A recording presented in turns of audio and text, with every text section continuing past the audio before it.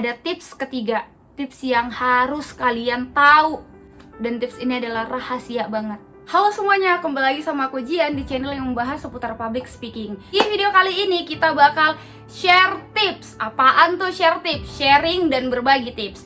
Kali ini kita bakal berbagi tips mengenai public speaking, ya sesuai dengan judul, bagaimana sih agar presentasi kita nggak monoton dan nggak datar flat gitu aja. Oke, sebelum masuk ke videonya, kalian yang belum subscribe silahkan subscribe dulu di bawah. Klik subscribe-nya dan klik loncengnya, dan jangan lupa share ke teman-teman kalian biar kita sama-sama belajar. Tapi aku mau jujur dulu nih sama kalian kalau sebenarnya aku sedang panas dalam. Oh my god, this is so pedih.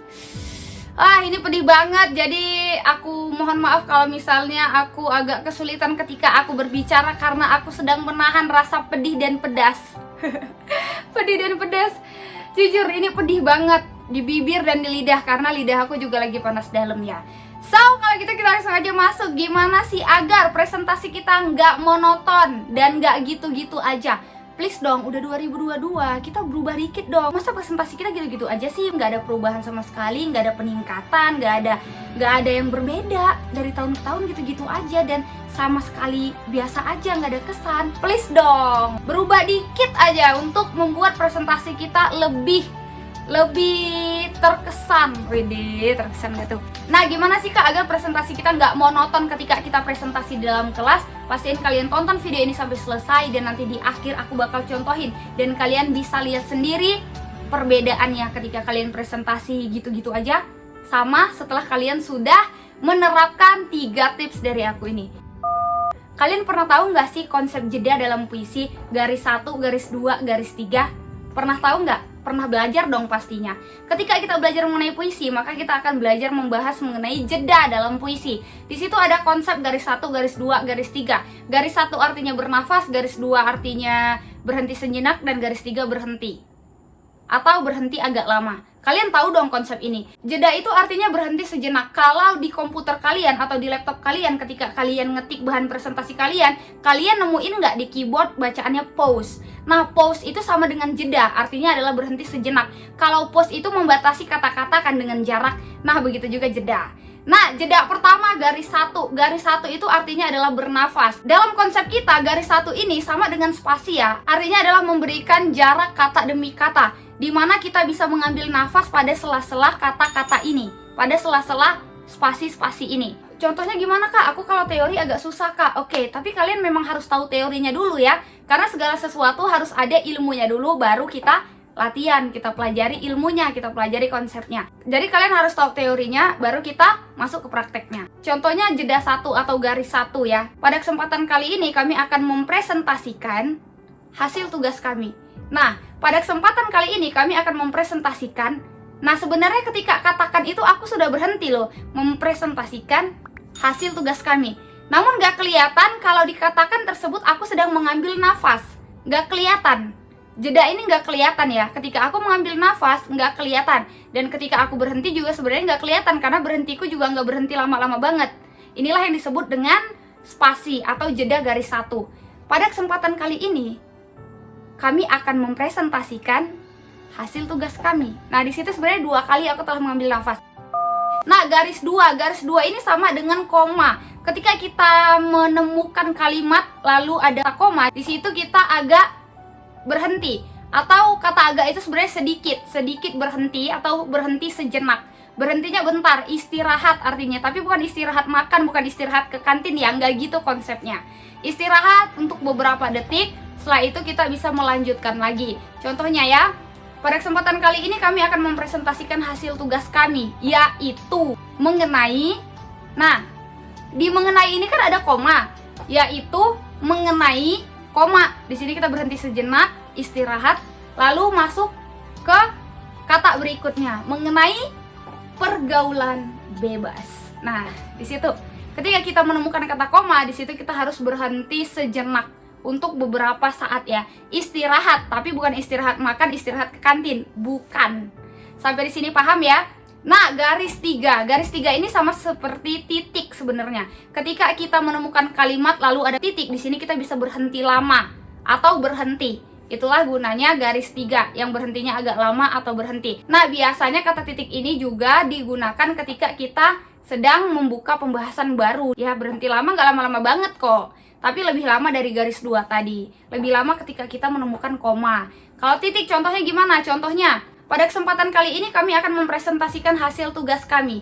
Nah, sebelum masuk ke presentasinya, di sini saya akan memperkenalkan diri. Titik. Perkenalkan, saya Jian Isra Rahab selaku moderator. Oke, sampai sini paham? Kita menggunakan yang namanya jeda. Kita masuk ke tips kedua. Tips kedua, kalian pernah dengar nggak sih tinggi rendahnya suara atau tinggi rendahnya nada? Jadi tips selanjutnya adalah intonasi. Kak, sebenarnya intonasi ini apa sih? Sebenarnya intonasi apa sih? Kalau dalam Kamus Besar Bahasa Indonesia ya, kita buka Kamus Besar Bahasa Indonesia. Intonasi artinya adalah ketepatan pengucapan dan irama kalimat. Kak, itu apaan sih Kak? Nggak ngerti. Ya kalau secara simpelnya intonasi ini artinya adalah lagu kalimat. Gitu aja deh ya, biar kalian langsung paham dan langsung tahu. Intonasi adalah lagu kalimat, dimana ketika kita ingin menyampaikan suatu kalimat dalam presentasi, ada lagunya.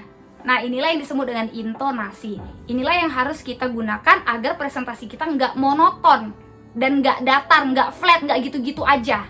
Gunain intonasi. Kak, kenapa kita harus gunain intonasi? Intonasi itu sangat penting. Kenapa? Karena intonasi dapat menyinkronkan kata-kata yang akan kita sampaikan dengan intonasi suara yang tepat. Jadi kata-kata yang bakal kita sampaikan dengan menggunakan intonasi, maka kata-kata ini sesuai dengan intonasi suara yang tepat. Dia akan sinkron dengan apa yang kita sampaikan. Contohnya gimana sih Kak? Nggak paham. Contohnya gini deh. Contohnya kita presentasi mengenai penjajahan ya, dimana kita presentasi ada kalimat-kalimat yang memprihatinkan. Nah, di situ kita bisa mempresentasikannya seperti ini. Kalian lihat nih bedanya nanti. Pada masa penjajahan, rakyat Indonesia sangat miris keberadaannya. Pada masa penjajahan, Indonesia mengalami yang namanya kerja rodi. Kerja rodi adalah kerja paksa yang tidak ada imbalannya sama sekali. Kita dipaksa untuk bekerja tanpa istirahat dan tanpa ada imbalan. Inilah yang dialami dan dirasakan rakyat Indonesia pada zaman penjajahan. Nah, kalimat presentasi kita seperti itu, ketika kita presentasi menyampaikan informasi seperti itu kelihatan banget kan? Intonasi aku tuh prihatin banget dari kata-kata yang aku sampaikan. Nah, inilah yang dimaksud dengan intonasi, yang dapat menyinkronkan kata-kata dengan intonasi suara. Nah, seperti itu. Contoh lainnya apa Kak? Contoh lainnya ketika kita menyampaikan kata-kata penting misalnya, di mana kita harus ada intonasi. Kita menekankan kata-kata penting tersebut. Contohnya seperti apa? Contohnya seperti ini. Oleh karena itu, kita sebagai generasi muda penerus bangsa, kita harus menjauhi diri dari narkoba. Karena narkoba dapat merusak kehidupan kita. Bukan hanya kehidupan kita, namun keluarga kita. Bukan hanya keluarga kita, narkoba juga dapat merusak masa depan kita. Oleh karena itu, kita sebagai generasi muda penerus bangsa, kita harus menjauhkan diri dari narkoba. Nah, ketika aku menyampaikan seperti itu kan kalimat-kalimat penting. Kalimat-kalimat penting ini ada penekanan di dalamnya yang aku berikan. Makanya kita perlu intonasi ketika kita presentasi, agar presentasi kita nggak monoton, nggak datar, nggak flat, nggak gitu-gitu aja. Sampai di sini paham ya? Dan rahasia penting yang harus kalian tahu, kenapa intonasi harus ada ketika kita presentasi. Karena ketika kita presentasi dengan menggunakan intonasi, kata-kata yang terlontarkan itu terasa hidup. Terasa hidup gimana sih Kak maksudnya Kak? Kata-kata itu kan benda mati Kak, bukan benda hidup. Benar sekali bahwa kata-kata itu adalah benda mati, bukan benda hidup. Karena benda hidup hanya manusia, hewan, dan tumbuhan. Kata-kata yang terlontarkan terasa hidup itu, pernah nggak sih kalian mendengar atau melihat seseorang presentasi seperti yang aku lakuin ini aku contohin, atau mungkin jangan-jangan kalian yang presentasinya seperti ini. Kalian lihat perbedaannya, kalimat yang terasa hidup sama kalimat yang nggak ada hidupnya sama sekali. Kalian lihat perbedaan ini ya. Assalamualaikum warahmatullahi wabarakatuh. Selamat siang semuanya. Selamat siang kepada Ibu Bahasa Indonesia, Ibu Elvi Sukaisi. Pada kesempatan kali ini kami akan mempresentasikan hasil tugas kami, yaitu mengenai pergaulan bebas. Sebelum masuk ke presentasinya, saya akan memperkenalkan diri. Saya Jian Isra Rahab sebagai moderator. Di sebelah kanan saya ada Dina Aulia sebagai pemateri dan Rizka sebagai pembaca kesimpulan, dan Zakia Paramita Rahab sebagai matulen. Sebelum masuk ke presentasinya, di sini ada beberapa sesi. Sesi pertama adalah pemaparan materi dari Dina. Nah, pernah nggak sih kalian presentasi seperti itu? Atau kalian melihat orang presentasi seperti itu? Ayo, ayo. Pernah kan? Nah, kalian bedain nih sama presentasi yang seperti ini. Assalamualaikum warahmatullahi wabarakatuh. Waalaikumsalam warahmatullahi wabarakatuh. Selamat pagi semuanya. Selamat pagi. Yang saya hormati Ibu Bidang Studi Bahasa Indonesia, Ibu Elvi Sukaisi SPD, dan yang saya sayangi teman-teman. Pada kesempatan kali ini kami akan mempresentasikan hasil tugas kami, yaitu mengenai pergaulan bebas. Sebelum masuk ke presentasinya, izinkan saya memperkenalkan diri. Saya Zihan Isra Rahab selaku moderator, dan di sebelah kanan saya ada Dina Aulia sebagai pemateri, dan Yunda Mia Iswana Harahap sebagai pemateri, dan Zakia Paramita Harahap sebagai pembaca kesimpulan. Sebelum masuk ke presentasinya, saya akan menyampaikan beberapa sesi. Sesi pertama adalah pemaparan materi dari Dina Aulia, dan dilanjutkan sesi kedua adalah sesi tanya jawab, di mana saya akan memberikan kesempatan kepada 5 orang penanya pada sesi pertama, dan dilanjutkan sesi kedua untuk 3 orang penanya. Pastikan pertanyaannya sesuai dengan presentasi kita kali ini. Dan sesi ketiga adalah sebuah kesimpulan yang akan ditutup oleh Zakia Paramita Harahap. Baiklah, kalau gitu kita langsung saja masuk ke presentasinya yang akan dibahas oleh Dina Aulia. Kepada Dina, saya persilahkan. Nah, kalau kalian pembukaan seperti itu aja, teman-teman udah tepuk tangan itu. Ini tangan ini refleks loh, nggak bisa ditahan-tahan. Jadi kalau memang bener mau tepuk tangan, ya udah tepuk tangan aja. Nah, kayak gitu kalian udah lihat kan bedanya? Lihat kan? Kalimat yang terasa hidup sama kalimat yang terlontarkan nggak ada hidupnya sama sekali.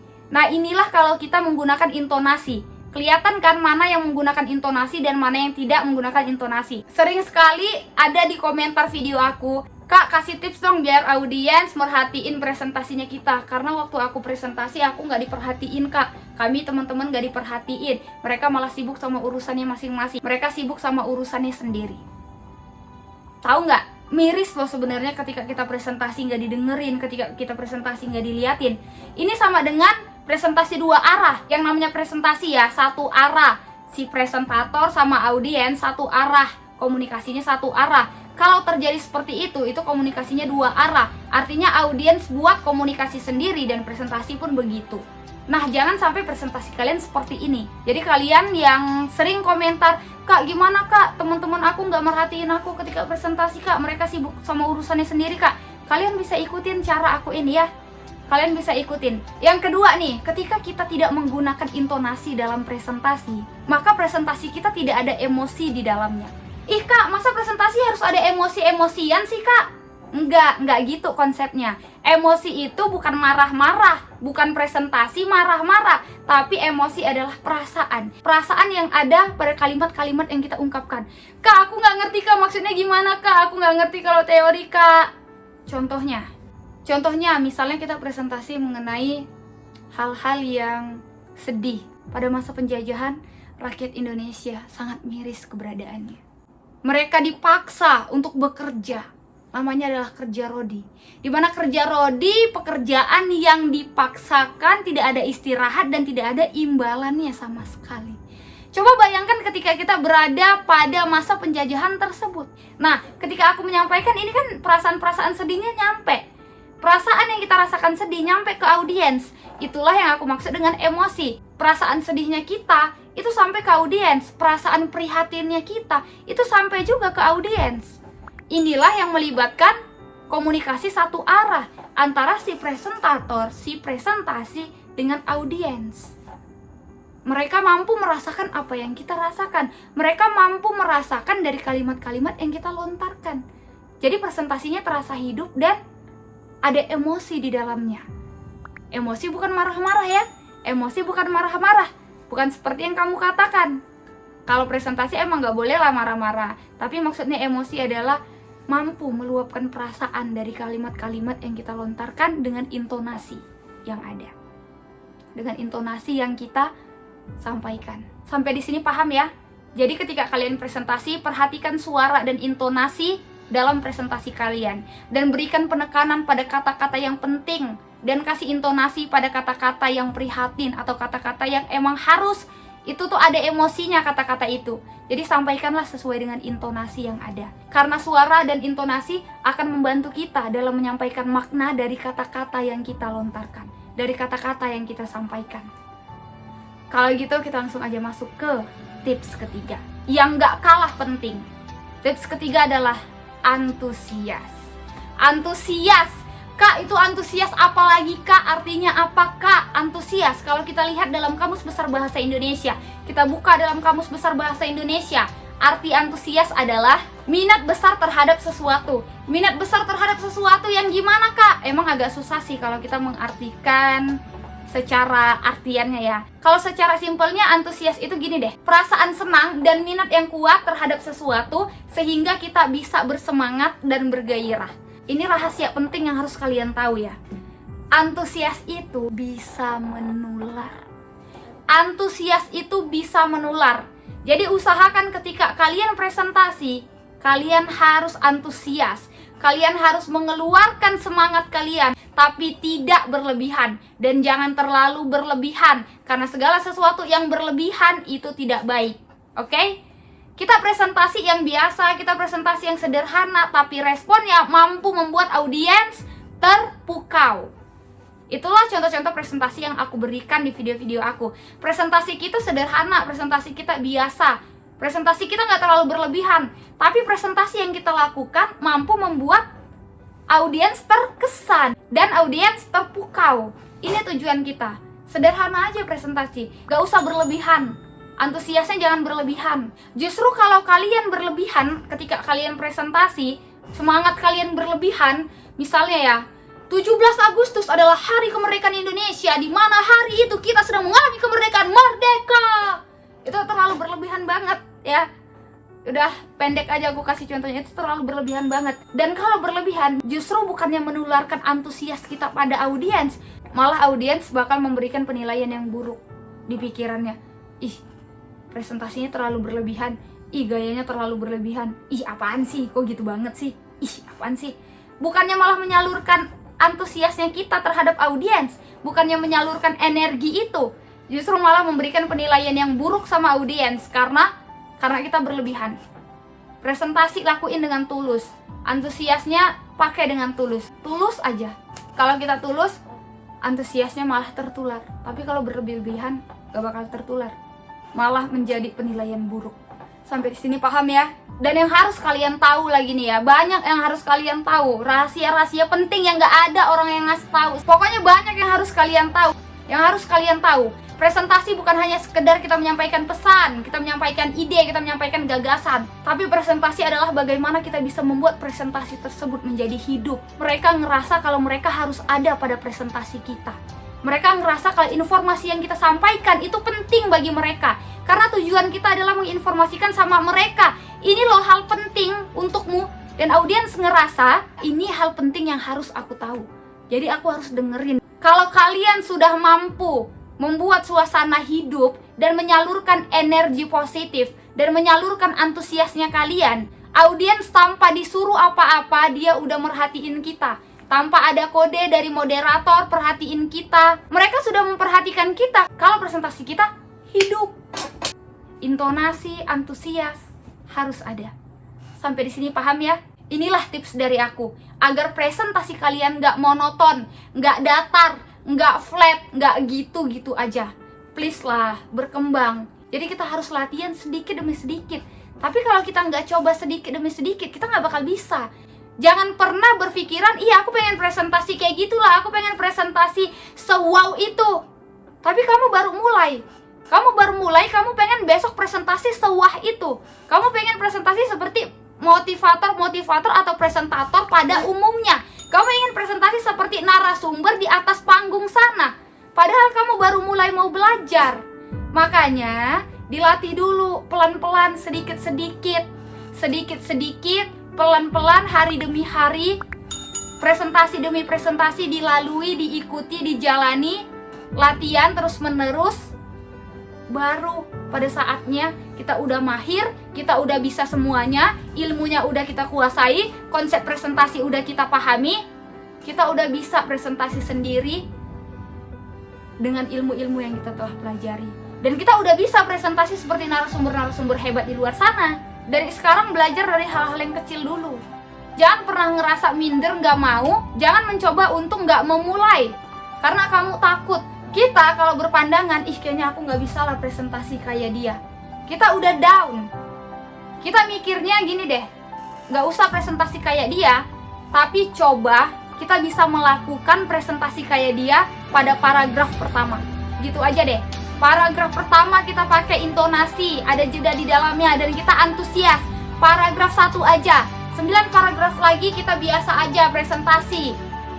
Biasa aja, nggak ada kesan sama sekali, nggak masalah. Yang penting paragraf pertama kalian kasih kesan. Intonasi kalian ada, jeda kalian ada, dan antusias kalian ada ketika presentasi di paragraf pertama. 9 paragraf lagi bodo amat.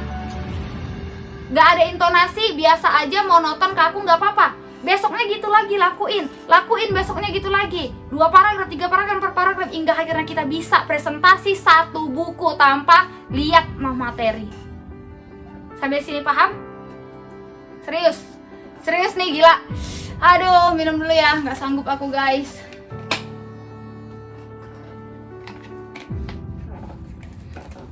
Inilah hal-hal penting dan rahasia penting dalam presentasi yang harus kalian ketahui. Emang tipsnya cuma 3, sederhana banget sih ini. Tapi kalau kalian nggak menerapkannya ketiga ini ketika presentasi, bodoh ae. Kalau kata orang Jawa, bodoh ae. Wede, bodoh ae. Ini aku mau mengungkapkan bodoh ae, ini juga ada intonasi kalau bodoh ae. Ya, ada jeda di dalamnya. Pakai intonasi, tinggi rendahnya suara, dan antusias ketika presentasi. Inilah tips dari aku mengenai share tips, sharing dan berbagi tips kali ini. Kalau kalian rasa video ini bermanfaat, kalian jangan lupa like, comment, subscribe, dan jangan lupa share ke teman-teman kalian biar kita sama-sama belajar. Share lah sama orang-orang yang kalian rasa mereka juga harus maju, misalnya sama bestie kalian, sama sahabat kalian, rekan kerja kalian. Karena dunia public speaking ini nggak hanya dipakai di dunia sekolahan, di persekolahan, tapi juga di dunia pekerjaan. Nggak hanya di bangku sekolahan, nggak hanya di kuliahan, tapi juga di pekerjaan kita menggunakan dan menerapkan yang namanya ilmu public speaking ini. Dan share ke adik-adik kalian yang sedang duduk di bangku persekolahan dia, di SD, SMP, ataupun SMA. Sehingga dia tahu informasi penting dan rahasia penting ini. Kalau kita berbagi rahasia, yang ngalir sama kita itu banyak berkahnya. Ya, semoga aja sih ilmu ini berkah. Oke, kalau gitu, makasih yang udah tonton videonya. Thank you, see goodbye, stay healthy, positive. Kalau kalian pingin kenal lebih dekat dengan aku, follow Instagram aku Jian Isra. Kalau pingin kenal lebih dekat, kalau enggak juga enggak apa-apa kok ya. Ya udah, sampai di sini videonya. Makasih udah tonton video ini. Thank you, see goodbye, stay healthy, positive. Aku Jian undur diri. Kalau kalian mau kasih saran ataupun ada yang perlu kita bahas di share tips berikutnya, sharing dan berbagi tips, kalian bisa komentar di bawah apa yang harus kita sharing dan tips apa yang harus kita bongkar. Makasih udah tonton videonya. Thank you, see goodbye, stay healthy, positive. Saya Jian Isra undur diri. Wassalamualaikum warahmatullahi wabarakatuh. Pelan-pelan lah kita belajar. Kalian ikutin cara aku ini.